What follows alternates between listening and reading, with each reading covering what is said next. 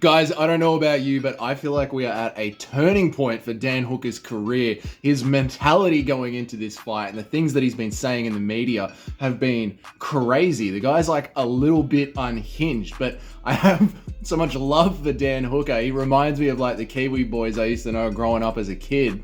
That I want his career to do well. And he's given us so many good wars in the UFC. And he's done so much for the UFC, especially during the pandemic when he fought Makhachev and he had to stay on Fight Island. I think he was on Fight Island for like 3 months. He stayed in quarantine away from his family. So I'm so invested in Dan Hooker's career to just seeing what's happened since UFC Perth and his mindset. It's got me very, very worried. I think we're really on like a hinging point for him. My prediction is that Jalin Turner is going to TKO Dan Hooker in the second round because I think he's lost his speed and he's lost his movement. His head just stays on the center line, and it's very, very worrying when you're fighting a really powerful, rangy striker like Jalin Turner. Let's just like run through some of the things that's been going through like the insanity and the mindset of Dan Hooker and why I think if he doesn't win this fight, we could start to see him go on like a Tony Ferguson-esque crazy change in life. You know what I mean? And speaking of Tony, Dan Hooker was offered Tony Ferguson. And Dan Hooker said that he was fucking insulted at the offer. And if you look at the social media posts, people are like, Dan, who do you think you are? Like, Tony Ferguson is a legend of the game. And I can see where Dan Hooker is coming from. Like, Tony Ferguson is someone who's seen to be on the decline. And Dan Hooker has recently just said that he's here to be the champion.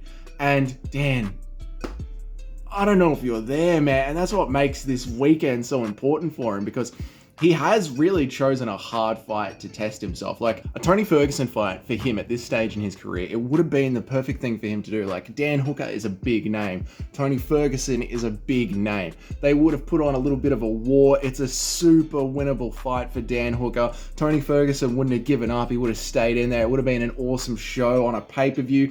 It would have been really great for the fans. It would have been fine for Dan Hooker's ranking. But no, once again, he wants the challenge of Jalin Turner and he jumps right in there with him. And it's just like, dude, you're not setting yourself up for like an easier path to the title, are you? Like maybe a few more tune-up fights just to get your rhythm back. Like you're just coming off a skid. I know that you just had a win, but it's one of those wins where you don't take anything away from it, do you? Like you got the win, but you don't feel like you're back in the mix. It's one of those just like momentum building wins, and Tony Ferguson would have been another great momentum builder for you, but instead you're just like right back in the pack with Jalin Turner. And we get onto his mindset going into this, and like he's dyed his hair blonde, he's impulsively covered his body in tattoos.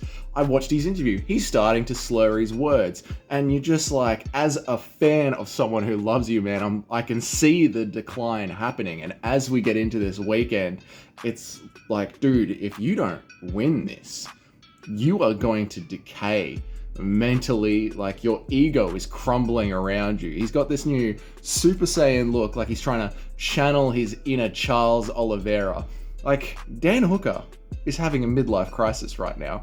I feel like he's having a midlife crisis right now. He's covered his body in tattoos. He's got tattoos all over his back, tattoos all over his shins. He's dyed his hair blonde, and he's going straight back into the top 10. And it's like,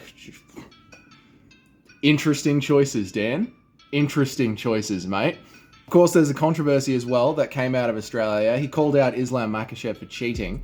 And he didn't go any further with that. Like, I think that story just dropped, but there's a reason that story dropped. That story dropped because he said that he had evidence, and the Western Australian Athletic Commission actually went out and publicly said, look, if anyone has evidence, we will investigate it. And Dan, that was your moment to jump on it. Like, I don't understand. If you actually knew that Islam Makhachev cheated, that's a huge statement to make. Like, for people like us just here on YouTube, the shit talkers, I can understand, you know, stuff gets said, but for Dan Hooker, who's in the mix, in the division, who has the eyes of the media on him, to say that you have the evidence and then to not come out with that evidence when a governing authority is asking for it is a bit like reckless.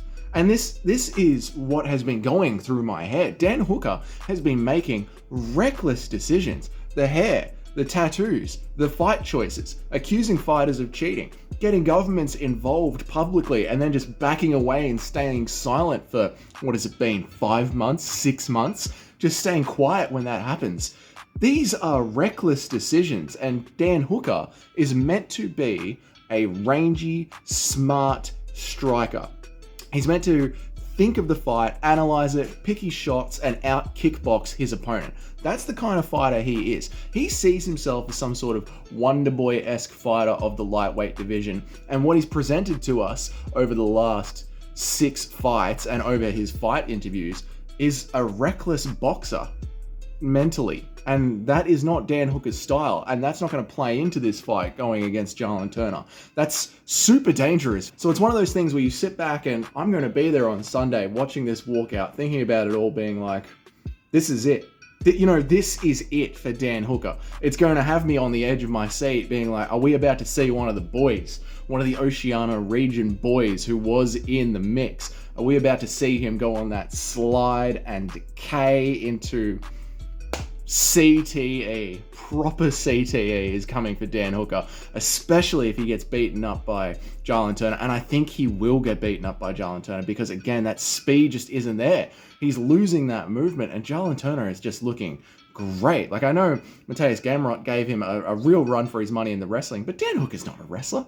Dan Hooker's not going to wrestle him. We might see some grappling against the cage, but even when Mateusz Gamrot was wrestling and grappling Jalin Turner was escaping as best as he could. He was trying the entire time. He was scooting back to the cage, getting back to his feet, getting into the grappling exchanges.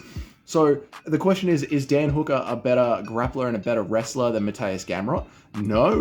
No, he isn't. So even if he does bring that in, he's probably going to lose on that side of the fight. So all you're left with is the striking. And Jalin Turner just seems to be firing at the moment. He's on point, and Dan Hooker, everything about his mentality and the way that he's been going into this fight, everything that he said up and since UFC Perth is showing me a fighter who's not there. I don't like that because I want you to win, Dan. There have been good things that have come out of this. There have been some good moments about this. Dan Hooker is very self-aware of what's being said about him on social media, and he's very self-aware about the betting line that's going into this. And I do think you need to be aware of what's going on and then just put it to the back of your mind. Because obviously, if you're going into a cage fight, if you're going into any fight, you have to believe that you're going to win it, but you also have to be aware of your skills and where you stand at the moment and the perception of you so you can try and work around that.